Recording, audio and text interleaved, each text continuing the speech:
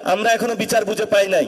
এই যে যারা শহীদ ফ্যামিলি আছেন, আহত ভাইরা আছেন, তাদেরকে শেখ হাসিনা খুন করেছিল, আবার আওয়ামী লীগের অফিসগুলো খুলে দেওয়া হচ্ছে।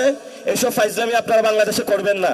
যদি আপনারা ফাইজলামি করতে চান তাহলে কিভাবে হলো আপনাদেরকে সাইজ করতে হয় সেটাও আমরা জানি।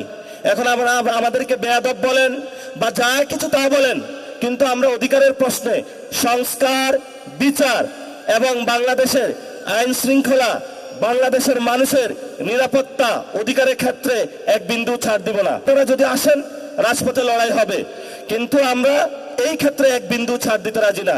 লড়াই মাত্র শুরু হয়েছে, ইনশাল্লাহ লড়াই চলবে। তবে আমরা তাদেরকে একটু সুযোগ দিচ্ছি।